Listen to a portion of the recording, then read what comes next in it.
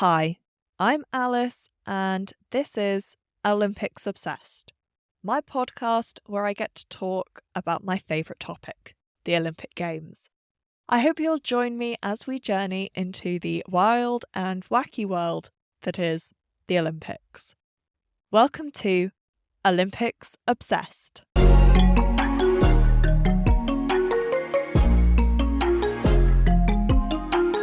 I had a lot of ideas of what I would cover in my first episode. However, I think it's only right that we go back to the beginning of the modern Olympics. When I say modern Olympics, I'm talking about the Olympics that we know today instead of the ancient Greece Olympics. If you go by the IOC website, which is the International Olympic Committee, the governing body of the Olympics, essentially how FIFA is to football is how IOC is to Olympics. You would think from their website that the version of the Olympics we know today is the second ever Olympics after the ancient Greek version and the first ever revival. You would also think that the first person and the only person to come up with an idea for the games was one man called Pierre Coubertin. I'm going to warn you right now that speaking French is really my kryptonite, and I don't know quite why I chose to do a podcast on a sporting competition that's official language is French, but you're just going to have to bear with me anytime we come to a French name. Moving very swiftly on, Pierre was not, however, the first person to ever try to revive the Olympic Games. He might have been the most successful, but he wasn't the first. So today we're going to take a look at the forerunners of the modern Olympic Games.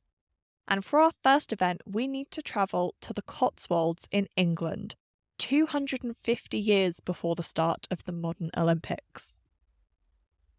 The year is 1612 and the place is Chipping-Campden. The event is the Cotswold Olympic Games. Chipping-Campden is a delightful small town in England. Today it has around 6,000 people living in it.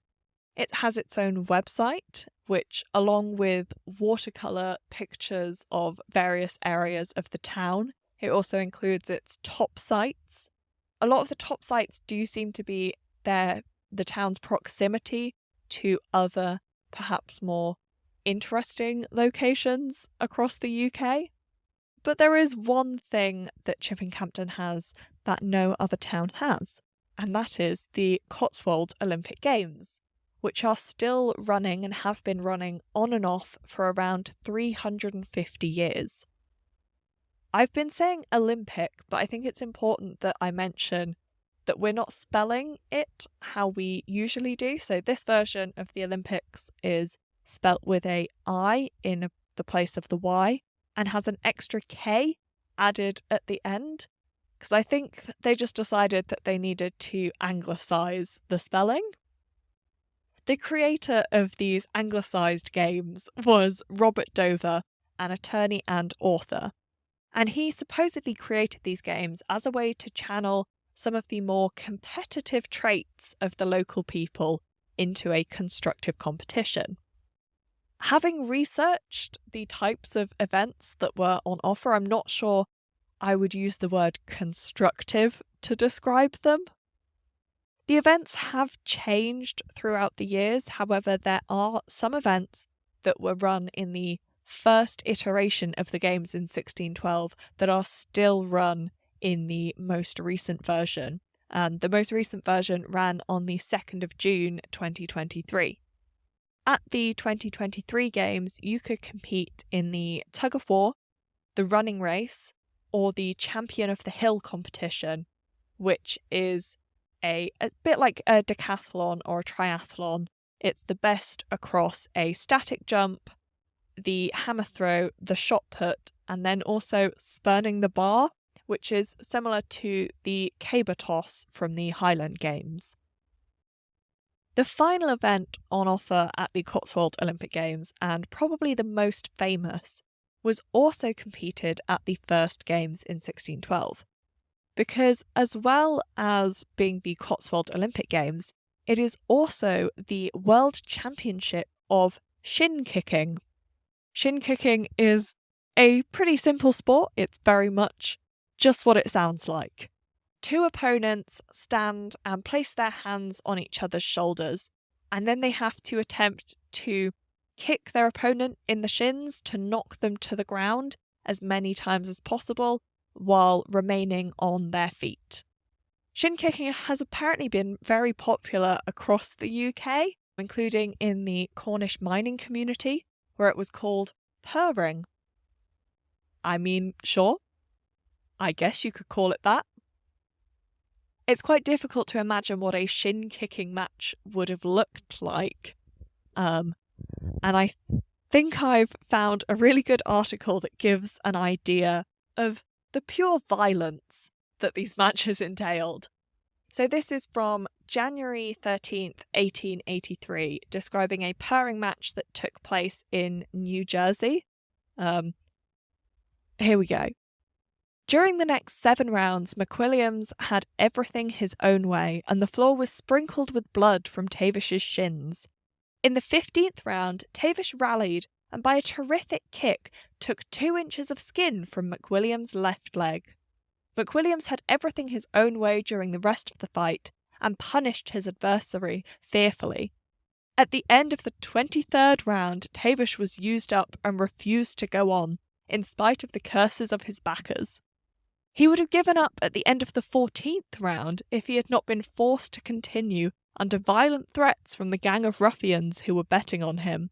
The fight ended around 2 o'clock. Tavish, unable to walk, was brought to this city and is now being cared for at a well-known sporting house.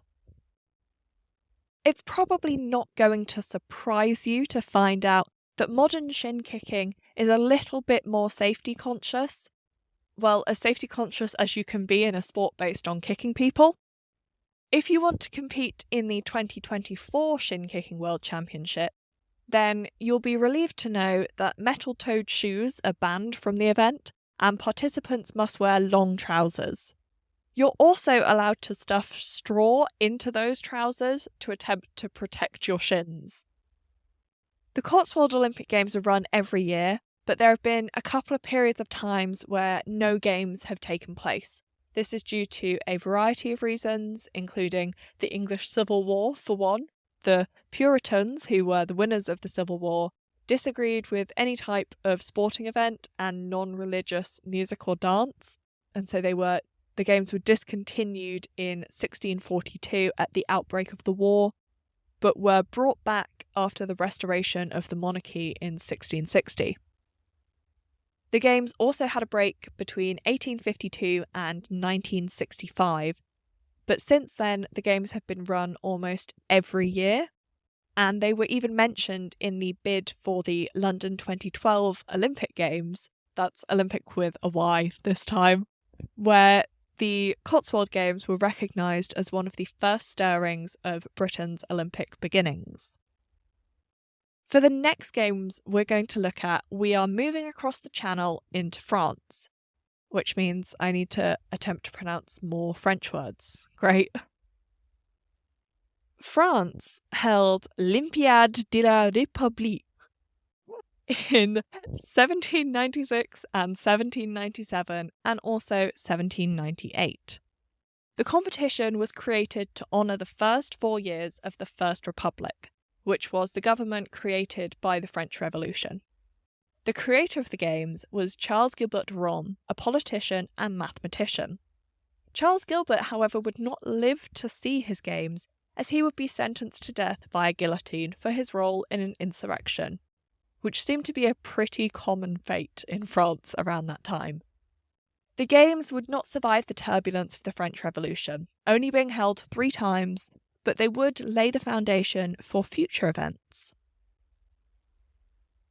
Another country that was creating their own Olympics was Sweden. These games were held in 1834 and 1836 in the Swedish town of Ramsla. That might even be worse than my French, honestly. The event included a range of sports, including climbing, where the prize was placed at the top of a 10-metre mast that participants had to climb. This was made more challenging as the pole had been covered in soap to make it slippery and difficult to climb. Initially, this event was meant to be held every year. However, the 1835 event had to be cancelled due to organisational issues. And these organisational issues would continue, which was why they were cancelled entirely after the 1836 Games. And also there were only a very small number of athletes compared with the number of spectators. I guess not that many people fancied trying to climb up a greasy pole. The next country to make an attempt at reviving the Games was Greece, holding the Zappos Olympics, simply referred to as the Olympics. The Games were known as the Zappos Olympics as they were sponsored by Evangelos Zappos, a Greek businessman. There were 3 iterations of the Games, all held in Athens, which were in 1859, 1870 and 1875. The Games were intended to directly replicate the ancient Olympics, hosting the same sports and, where possible, using ancient venues. There is a link between the Zappos Olympics and our final Forerunner Games. William Penny Brooks from Great Britain would sponsor the longest race at the Zappos Olympics, donating a prize of £10. William Brooks, you see, was working on his own Olympic competition in the town of Much Wenlock. William Brooks was a surgeon and campaigner for access to physical education. In 1850, he set up the Olympian class with the aim of promoting physical well-being in his hometown of Much Wenlock. Brooks was also keen that these games were open to all people, no matter their class. The Games would grow, with people travelling from all across the UK to attend. Like the Cotswold Olympic Games, the Wenlock Olympic Games are still running to this day. This is also the point in our story where Pierre Coubertin comes in. In 1890, Pierre took a visit to the Wenlock Olympian Games and met with William Brooks. Pierre was a French aristocrat who, like William, was keen on introducing physical education in schools and generally increasing the public's focus on physical well-being. Pierre's visit to the Much Wenlock Games would inspire him to create an international Olympic competition. In 1894, he would launch his idea for the Olympics that we know today. He held a congress on the topic in Sorbonne, France, in 1894, inviting William Brooks, although he was too ill to attend.